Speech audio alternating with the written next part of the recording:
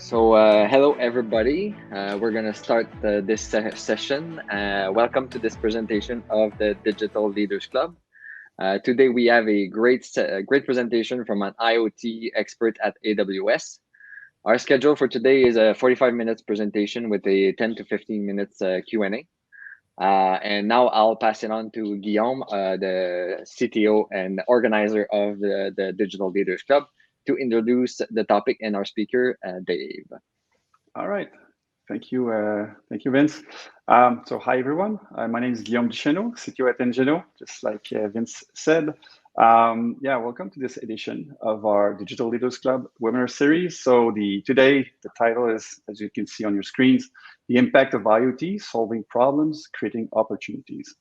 If you knew the state of everything and could reason on top of that data, what problems could you solve? Right, so IoT is wonderfully addictive. Once in place, it gives you direct visibility and helps us make informed decisions, take actions.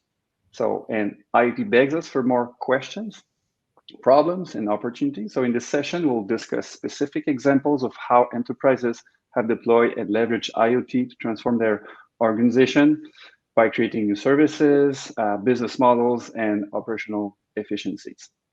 We'll also address the resultant trends towards mass customization, as a service subscription, automation. And lastly, we'll discuss what makes it hard and all the learnings from successful deployments that Dave's gonna present to us. So our presenter, Dave Gustafson, welcome with us. Dave, thanks for being here. Dave has spent more than 20 years in his career working with semiconductors, wireless radios, embedded computing, and that's what has now become the industrial Internet of Things. He worked on firetrucks, cooling towers, rooftop air conditioners, hearing aids, just to name a few. He lives outside Minneapolis and Minnesota with his wife and three wonderful kids. Also playing piano, doing mountain biking. So Dave, thanks a lot for being here today. The floor is all yours. Oh, thanks so much. The very kind intro. I appreciate it. Good afternoon, everyone. I appreciate your time to join us in this conversation about the impact of IoT, solving problems, creating opportunities. There's really much to discuss. I thought I'd begin with a personal example and a frustration of mine. I've lived in the same home for 14 years, and I have a neighbor who's an arborist. So he went to school for, of course, plants and trees, and this is his business. And so our lawn next to his is, I'm just embarrassed every time I drive up to my home and I see our lawn. And of course, I've got children who they put the slip and slide in the yard, and it just gets destroyed. We even recently put this big contraption in the yard. But where am I going with this? This is, we wanted to get an irrigation system. We're the last in the neighborhood to get an irrigation system, a sprinkler system. And I said, we have to do this because I'm tired of getting out every other day and moving the sprinklers around. And it was even a few days before school started where we had new neighbors that have moved to the neighborhood. And the kindergartner, the little girl, and the mom were walking to the bus station. And I'm out there moving the irrigation, the sprinkler. And I get so excited to meet them, I forget that here comes the sprinkler. I hadn't set it yet. And I completely, on her first day of school, walking to the bus, I completely traumatized her. I got her wet. I'm like, it's over. I need an IoT driven irrigation system, right? I want it to be reactive to the weather stations that are nearby. I want it to predict, not just use historical rain conditions and whatever the time of day and the temperature and things. I want it to predict so that we apply the right amount of water.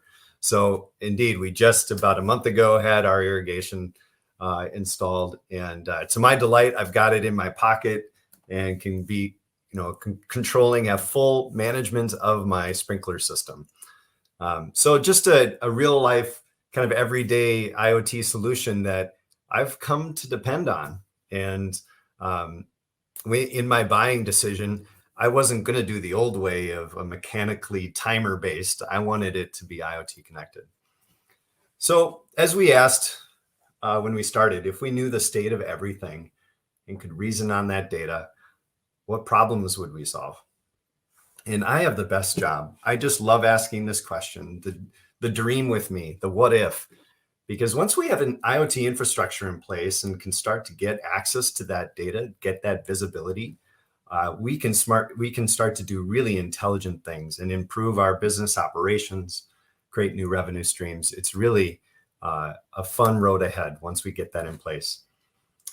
So some of the enterprise scale problems and the opportunities that we're seeing are in, I just saw an IoT analytics survey that narrowed it down to 49 use cases.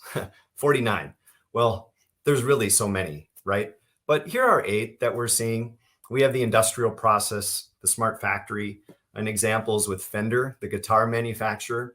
They use computer vision and other quality sensors to improve their quality of the guitar manufacturing, but would also look at it to look at the grain of the wood and how to improve just the fit and finish of the guitar manufacturing. Another example is with solar and the other renewable energy sources. Solar now is an example where they're doing remote control and predictive capabilities on how is their solar farm doing in their panels. Philips Healthcare in the remote monitoring of assets in a hospital network, right? There's the regulatory things to consider and reliability and scalability there that we helped Philips deploy their IoT architecture. Connected vehicles, looking at Tesla, but the over-the-air updates and the new customer experiences. I just heard you can, I don't have a Tesla, but I understand you can even create new music. You have like in the car experience, you can record and make music in that environment. It was just brilliant. So over-the-air updates to the car is just changing how our market is going.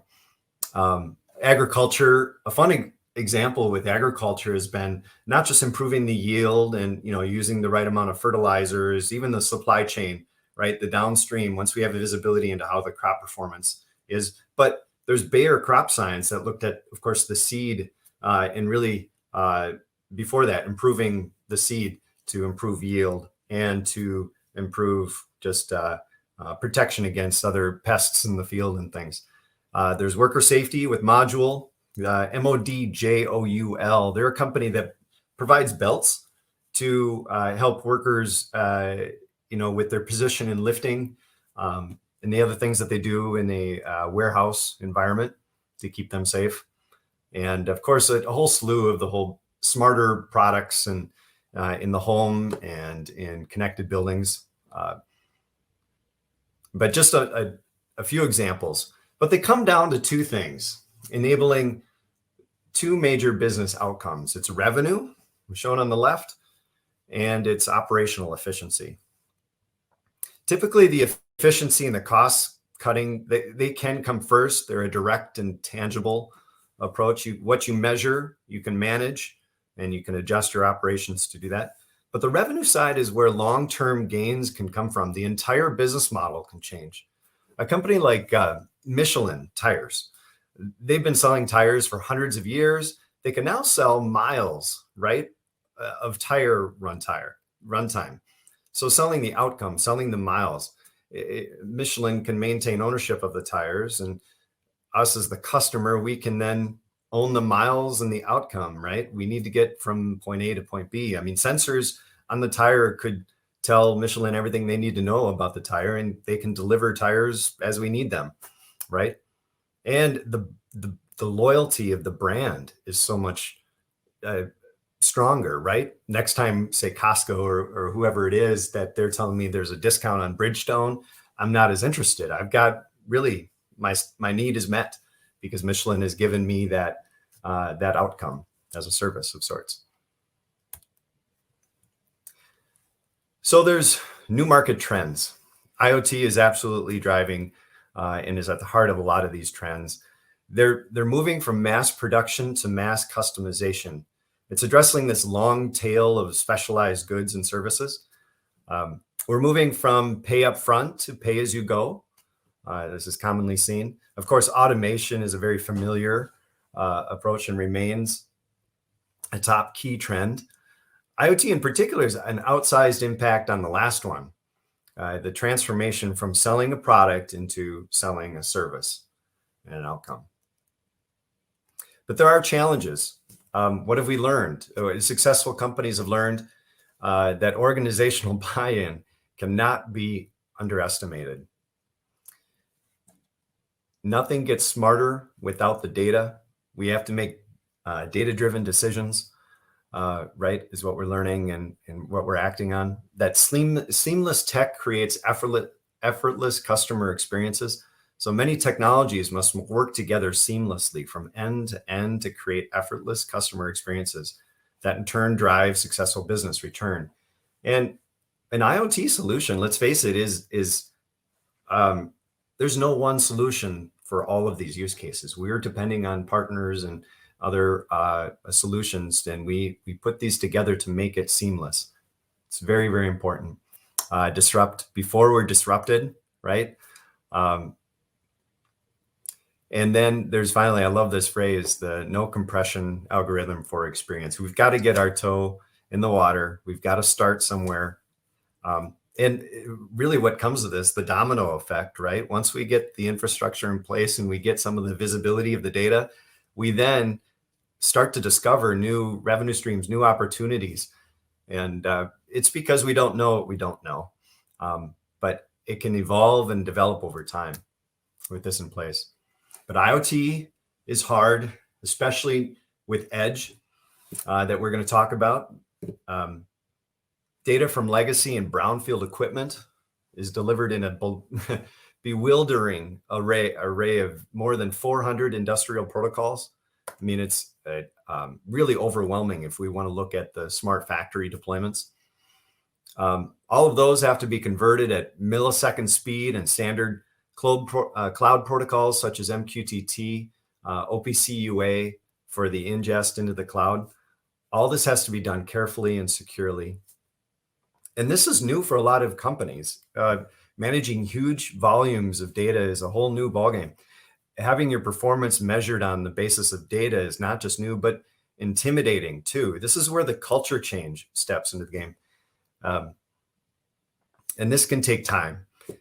Thoughtful use case analysis can accelerate this deployment and your success. But we understand Rome wasn't built overnight, right? So it's going to take time to see results, and this will challenge our traditional approach to things. There's going to be a reluctance and a barrier to change. Oh, and citing a recent IoT analytics survey, the IoT talent shortage that you might be experiencing, this is very real. This is where we're going to rely on our partners, the experience of what they've been through.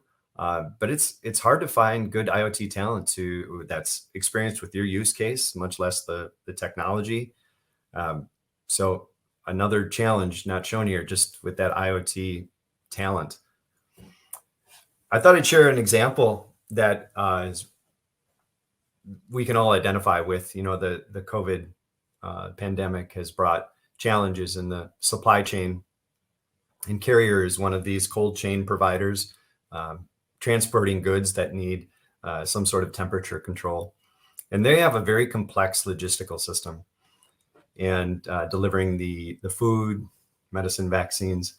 And they've leveraged IoT in big ways to improve their fleet utilization, of course, providing proactive alerts and alarms, delivering recommendations and to improve their operations, to reduce the spoilage, improving reliability and predictability of food transport. And really, it's a fun example of how we have so quickly adjusted throughout the entire cold chain, right? The handoffs now that have to occur and that traceability of the vaccine, should it be, or the product, and the handoffs. And that data is so key to improving a reliable delivery. Another IoT example, right, is where we've got industrial assets that we want to monitor and maintain. Hamlet Group is one of them. They're a pipeline equipment manufacturer, and they integrated these different sensors into their flow system equipment, valves, fittings. And this was to reduce, downtime and other costs, increase the reliability. But what I want to point out here is that the cost of these sensors has gone, and I was just reading about this, it was on average, the data in the survey they did was $1.40 per sensor. Now it's less than 50 cents per sensor. And that, of course, has great variability across your use case and industries, but it's getting easier to deploy sensors, to apply acoustics, which interestingly I have a little background in, but the humidity and vibration, pressure, temperature, all these things are getting easier to sense on the equipment. And then, of course, to make some actionable information out of this and even predictive. One other, before moving on, there's another example with monitoring electric batteries, powertrains, right? Real-time telemetry to adjust and to learn on how the product is being used, what kind of environmental conditions it's being exposed to, but you can adjust the performance on the fly. And with real-time telemetry, Vantage Power is one of these examples that are attaching IoT to give them greater visibility into their drivetrain of electric vehicles. But let's get into the fundamentals of IoT.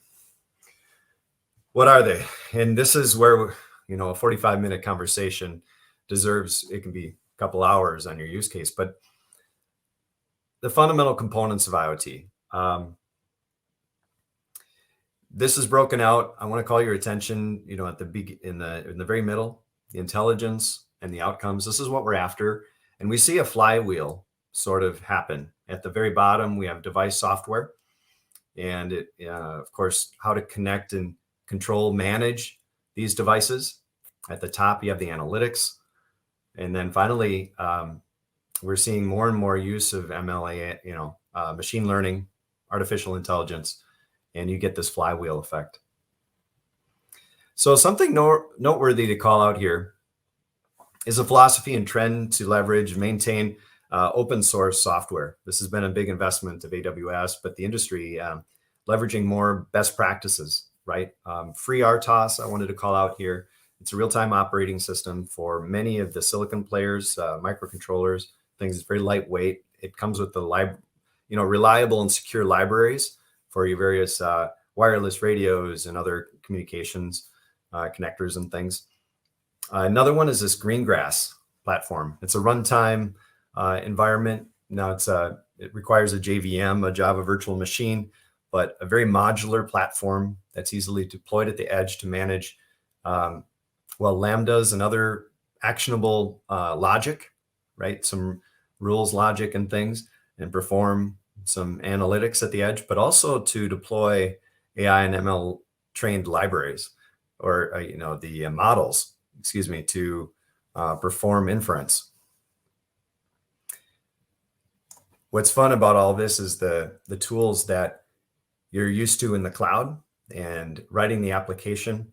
Now a lot of it can be deployed globally, and that same application can be deployed at the edge and at the all throughout that stack.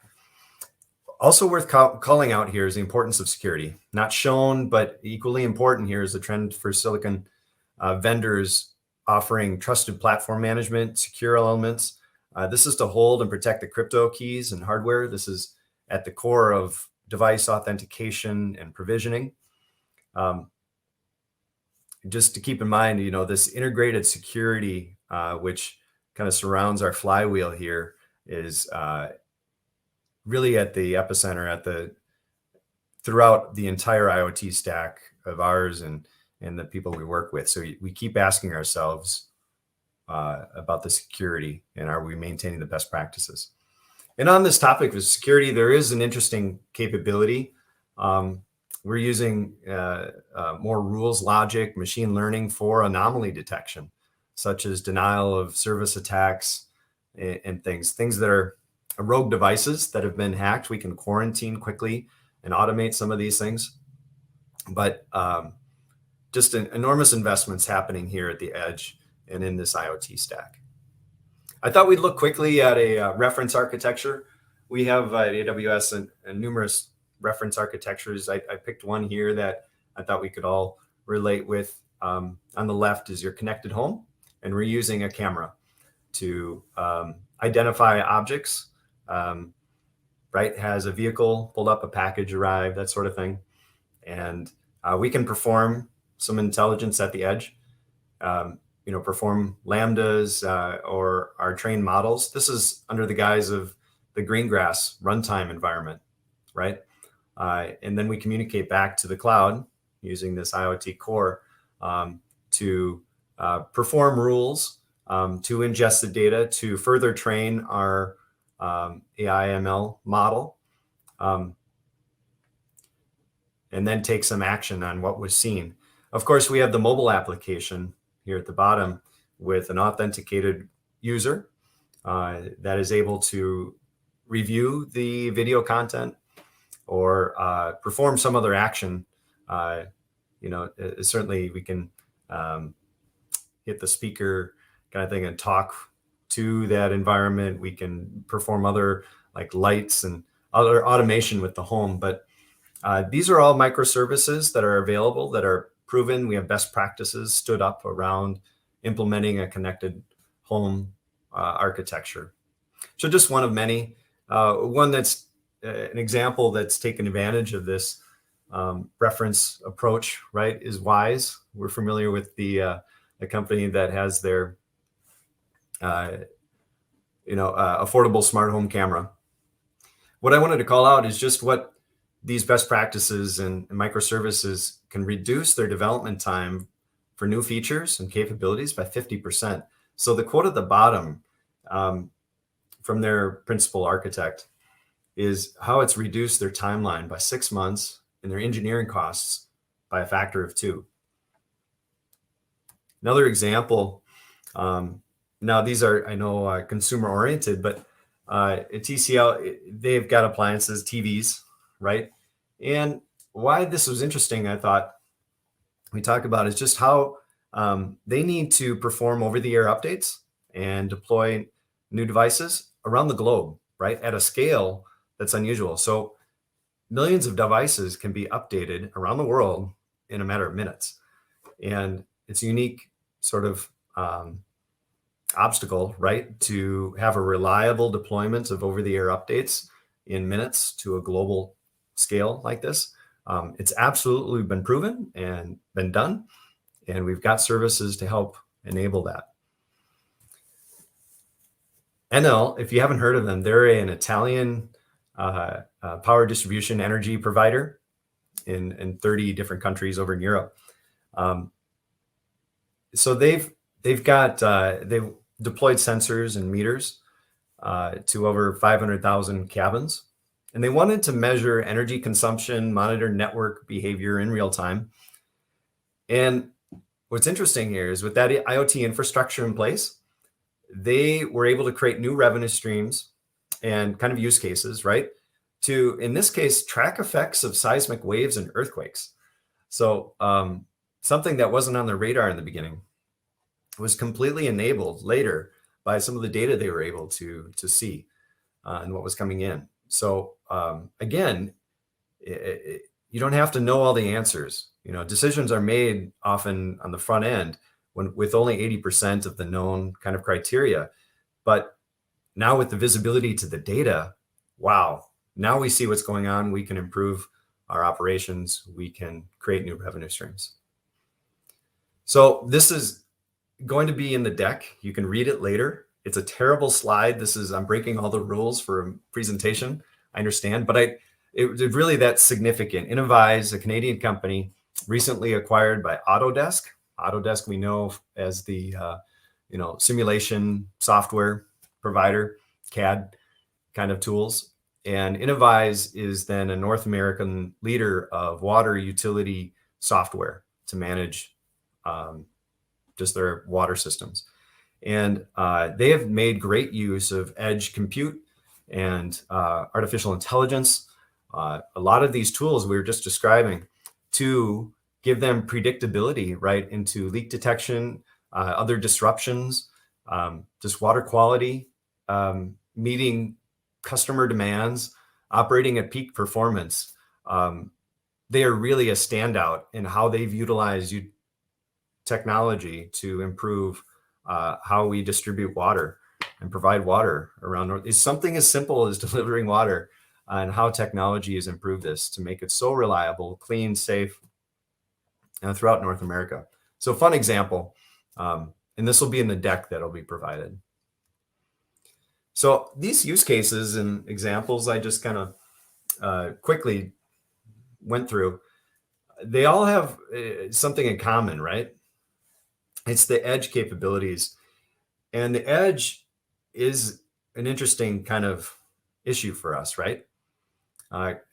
Collecting data from new or existing devices is the foundation of digital transformation solutions, no matter the business outcome. We've got here three sort of things working against us. It's physics, economics, and land. And what we mean is the physics being just latency to perform that compute.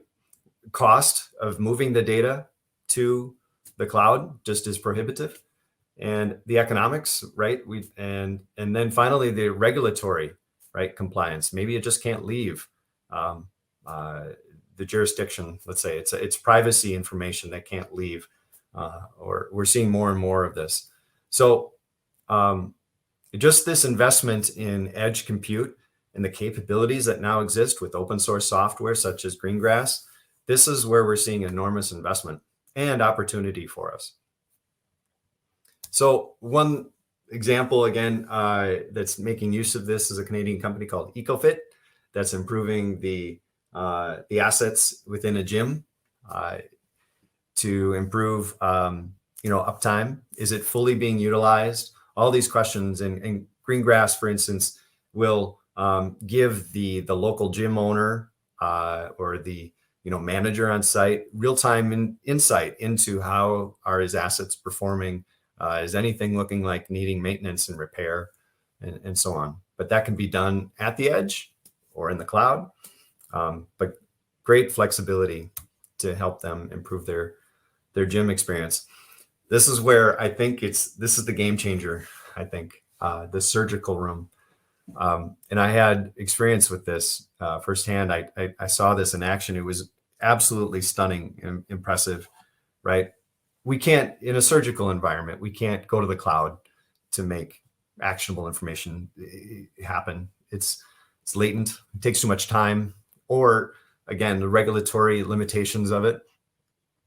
But in this case, like the demonstration I saw was with a camera that's inserted into the operating, the patient. And that camera is able to determine with a much higher % accuracy than a surgeon could on his own, determine if that's cancerous or if that's healthy cells, and where should he or she cut, remove. This demonstration and what's happening with Arthrex, and there's others like this, that is turning the surgical room into a really intelligent, real-time, actionable information center of excellence. It's impressive. So I'm truly excited about what this edge compute capability is going to mean for the surgical room.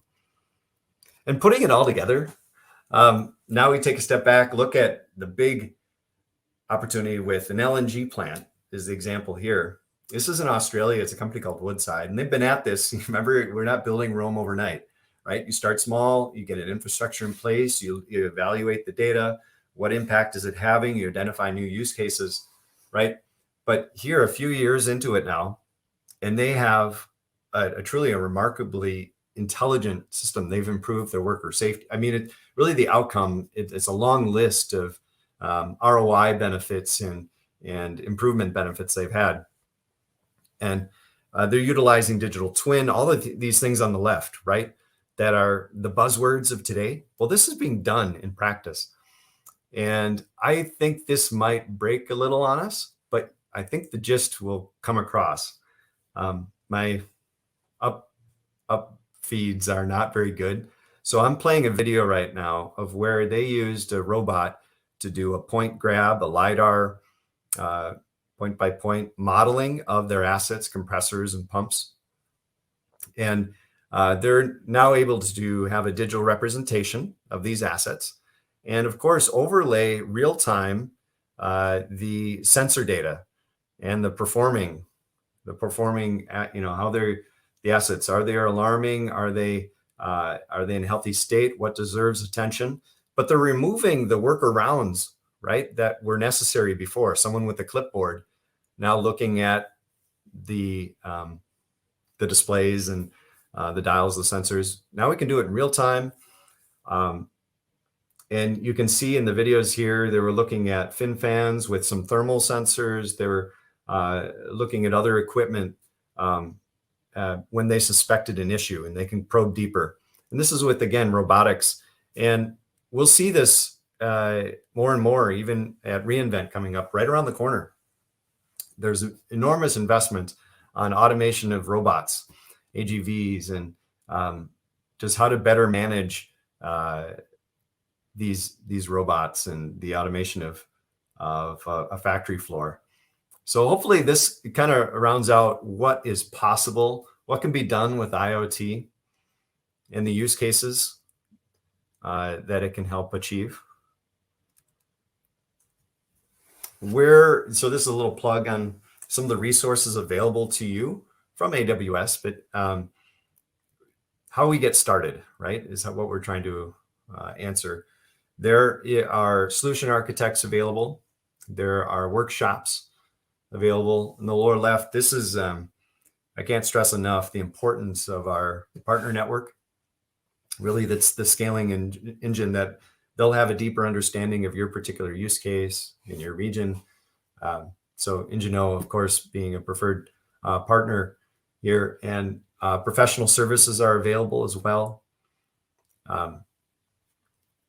I thought I would share quickly the couple very tactical resources. This is the device catalog. Let's say we need hardware with this I/O, this wireless communications, right? Meeting this qualification that it's able to run Greengrass. It has the resources to run Greengrass or something. You can all do this with devices.amazonaws.com. So quickly finding hardware and devices, cameras, and then our solution providers, our partners, can be also similarly filtered and see what their focus has been, what vertical market, what area of expertise, what niche they play in. And finally, we have this EduKit. This is a good way of getting started, especially, this is, it was built to stand up more of the education environment, but the workshops here are very relevant that come with the EduKit. So the EduKit is a $50 little hardware component. I have one here. So it's small. It is really clever. So you've got programmable LEDs and certainly a display, and it's battery powered. It even has, a Lego, the toy Legos, a Lego setup, so you can plug it in, and it just is a fun tool. And with this workshop, you can choose all sorts of them. You've got thermostats you can build. It's got a gyrometer and temperature sensors, vibration sensors in here, all that ready to go out of the box. But you can build a traffic light application. But all this is, you're learning how now to authenticate and provision devices and get onto an IoT architecture and stand up and get familiar with that environment, how to manage devices and set up a successful program. So with that, I want to restate kind of where we got started with this. If we knew the state of everything and could reason on top of that data, what problems would we solve? Really, this is the most fun, and again, why I have my the best job is just dream with me and talk about what can be done in your scenario. So thanks so much for your time today. I'd like to invite questions and feedback. Open the floor. All right. Yeah, thanks a lot, Dave. Great presentation. It always feels like there's limitless possibilities with IoT, right? There's so much stuff that can be done on lots of, I would say, verticals or industries, right? There's benefits for lots of scenarios. Speaking of benefits, one of the slides that you had struck me was the one about WISE, where you mentioned they kind of reduced their time to I don't know exactly what the terms you had, but to ship or by 6 and then lower the cost by a factor of 2. Can you expand a bit on that? Are you aware of exactly how they kind of achieved that and what part did IoT and their architectures had on this super impressive ROI, I would say? It is, right? Yeah, terrific question. And I hope I'll do my best to answer this. And I've attempted to put the screen back up for our reference. So like many of our customers, right, they're leveraging the best practices and some managed services. In this case, it was Kinesis video streams.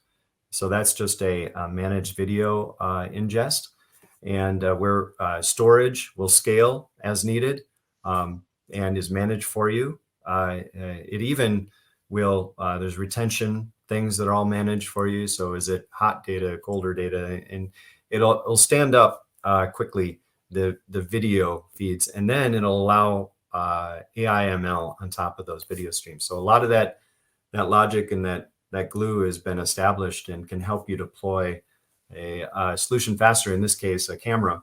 But where we rely and where we can accelerate this, the example of 6 months accelerated time, engineering costs of a factor of 2, it can be hard to quantify that. But I know every time I introduce a partner, combined with our best practices and known sort of get to market kind of philosophies, templates and things, I know that we can accelerate time to market and value. So again, I want to emphasize it's our partner network. It's leveraging Engino, who's been through this before, and our managed services.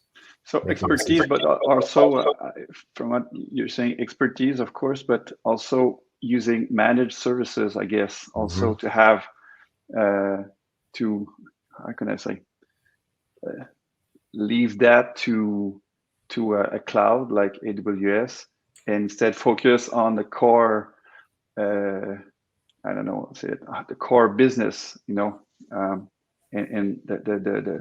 the lower parts of the architecture, leave that to a managed service. I guess it feels like it's the two ingredients that you're saying. It is. It's very well put. I mean, just that focus on your core competence of your business model, right? And with serverless sorts of technologies and available services that scale globally, and they're already factoring in failover and resiliency, scalability. All of that is done for you, so you're not having to worry about it.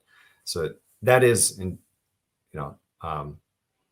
leveraging these best practices. You won't have to consider the details.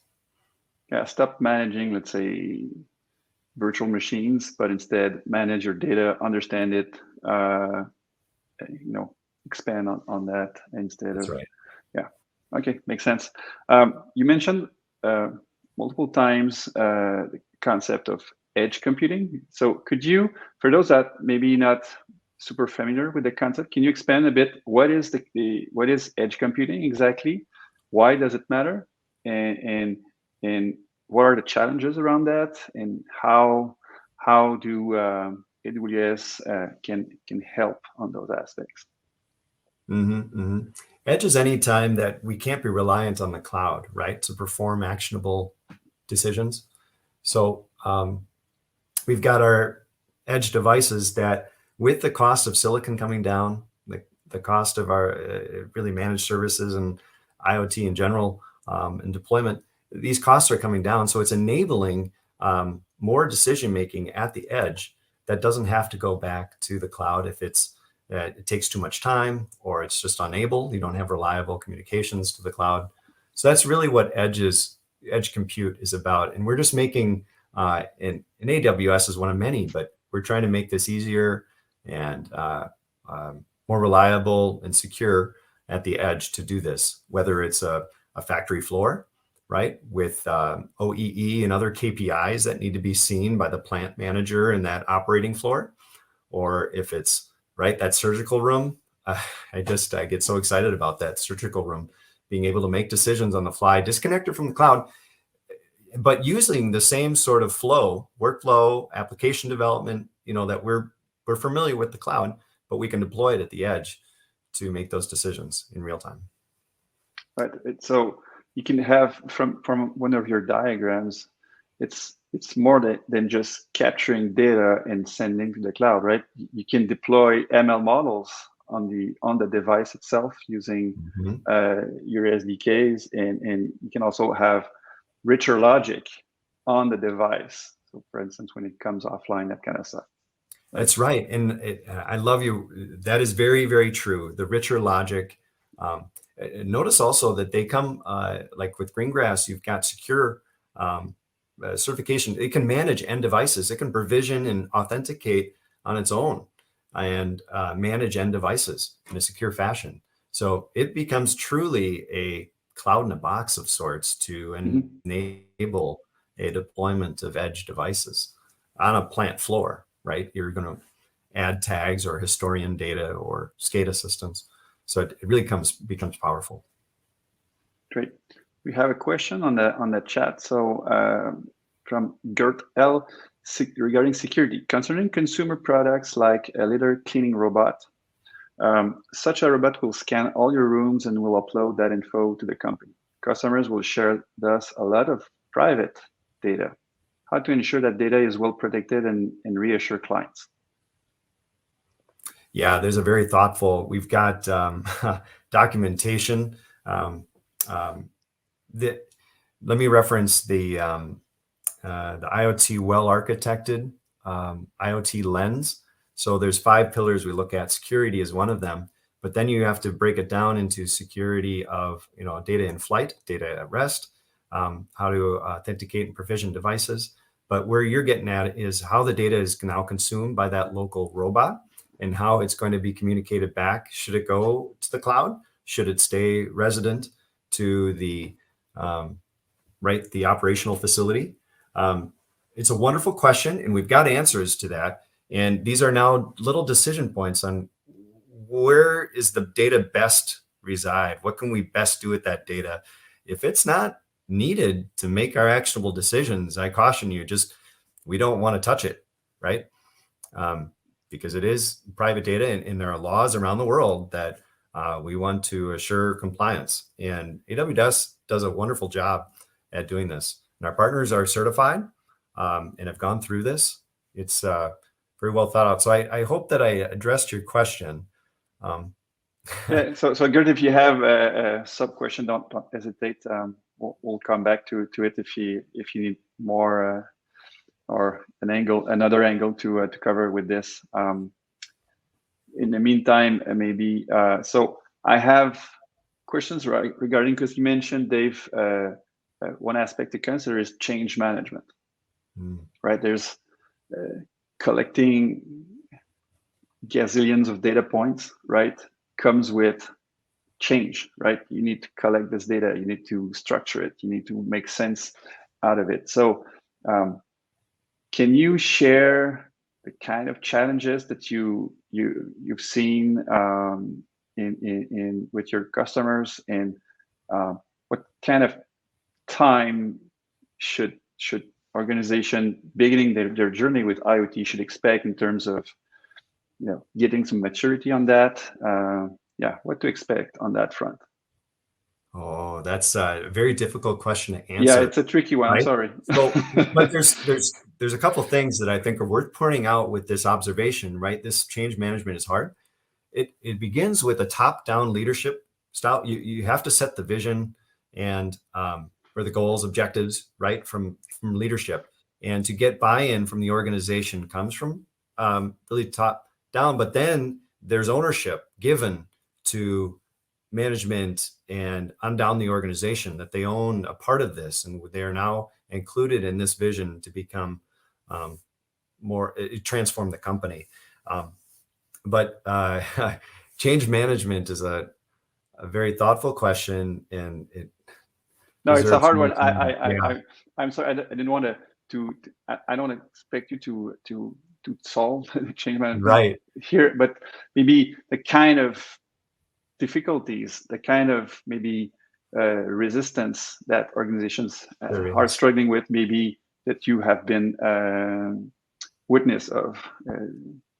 There's also what's happened in what you're outlining. You've been through this too, so I mean, I'm preaching to the choir, right? Where in often many cases you're having to take a step back before you can take two steps forward, right? You have to consider you have to be thoughtful about, is change good? Is change valuable? Is right? Because all along the way, to get buy-in from your organization, they're going to be asking these questions. So you have to be thoughtful up front on really, is this desired and will meet our business goals? And so I hope that's helpful, that where I'm going with this. We've got an entire organization that can help with these sort of the internal change agents to an organization. So some thoughtful approach to do the culture change that you're referring to. Yeah. So it deserves more application. Yeah. Right. So things will be different. So hence the change, and we need to manage it, right? There's a word also that did catch my eye in your presentation. It was disruption. And we can think about in some other field, Blockbuster versus Netflix, right? So that kind of disruption, we've seen these in the past with technology, and I'm wondering, in the IoT world, what's the risk of not doing anything, not transforming, and collecting data? You have examples of what it means to be a disruptor versus being disrupted in this world. Yeah, I was looking for that. Here it is. Disrupt before you're disrupted. It's very difficult, and this is why we help our partners and our customers to work backwards, right? To envision a world, it's like the panacea of what's truly game changing and what will disrupt the industry. If we had access to this information, if we could do these things, what would the world look like? So working backwards, and we have on top of this working backwards approach is the PRFAQ. So the public release document and the frequently asked questions. So you write this as though it's today, it's something we have, but of course it's in the future. In 3 years' time, we will have this impact on the industry and have this disruption. So we have to have that in mind, that dreaming in the beginning, and really outline and articulate what that is. And then we can work backwards to say, okay, we need this, this, and this to happen. And this is how we could achieve it. So then the execution starts to build out, and the solutioning. That's and it's my favorite part of the job. That is the fun part. Right. Would help answer your question. Yeah. Yes. When you were answering, I wonder about, say, we discussed about whys. So moving faster and lowering the costs, that's also a competitive edge, right? So that helps, of course. I was just wondering if there were like game changers that that you've seen, right, while implementing IoT with AWS with some of the customers? Yeah, I love it. There's some I can't change that I would just, or I can't speak to. I would love to. They're not public just yet. But one that I shared today, I thought that it is game changing, is just how Innovize has really made an enormous impact on how we deliver water. There's a reason why I forget the number, but it's staggered. They have like 80% market adoption or something. Like they're North America's water distribution intelligence company, right? And what they've done to that little industry is huge. And I don't have data to really back this up. Like if you can read about this more and are interested, you can see how they have had such an enormous impact on water delivery. That makes them, I guess, super competitive compared with their competition. All right. Maybe one last question. So where to start, right? When let's say you're in I don't know, in the manufacturing or in the agriculture tech field, and you want to start. So what kind of questions or concerns should organizations answer to get started, right? And yeah, sometimes it's hard to know where to start. So do you have any insight or anything to share regarding this? Yeah, there's a number of things. Because on a personal level too, what do I do when I want to start something and I don't know much about it? I try to find someone who's had experience, right? So I go to our partner, I go to our, a cloud provider that maybe done it, right? But in any case, you look for someone who's had that experience, of course. But getting started then, and two, you've got to try it. So there are tools online. Of course, YouTube is completely upended how we learn and how we get started. So you can see demonstrations on how to connect devices securely and reliably using the tools that are available to us now. At such little cost. Recognize that these business models to enable IoT and pay as you go, it's pennies. I think I forget what the average cost of a connection is, but it's pennies a year to enable a device connection. So to get started, I would seek someone that has some experience, Ingeno and AWS, and talk through your use case. And of course, at the same time, you can utilize these workshops that are available with the EduKit or the YouTube sessions. We have reInvent right around the corner, which is our, of course, announcements and our big 1 week long event with new technology and examples of deployments. All right, thanks. So there's another one question in the chat. So from Gert L again, thanks Gert for the question. So I love IoT solutions for B2B as they will help to develop new solutions. A business will understand the impact of connecting and using data. A normal end customer should be hesitant to use IoT products, especially if data is generated in Canada but analyzed in another country. Any thoughts on that? I do have some thoughts, and I'm seeing it less in Canada. Recognize Canada now has tremendous resources. We're standing up data centers, and you might have heard this in Calgary and others, and we have more and more services that are deployed in Canada. So to leave Canada for analytics is you can do many things, residing in country. It's not true, let's say, in other regions of the world, though. Mexico, I'm not aware of any public data centers in Mexico, for instance, or other parts of the world that still they are saying they want something kept, within region. But the argument is that to be a globally competitive organization, you want analytics performed wherever it makes sense. I forget borders for a moment, but to make this a global solution and deployment, you just want to use what's best for the outcome of the project and the use case. I do see this question come up from time to time, not as much in Canada anymore, right? But in other parts of the world, it can come up, but we quickly get to, well, what is it you want to achieve? And here's what we have to work with for your outcomes.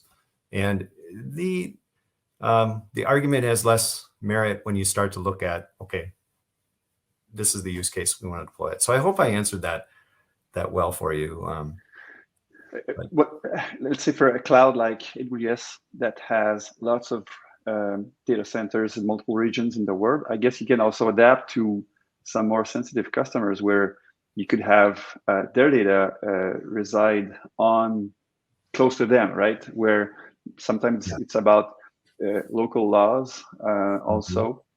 I think Dirk was mostly talking about end users.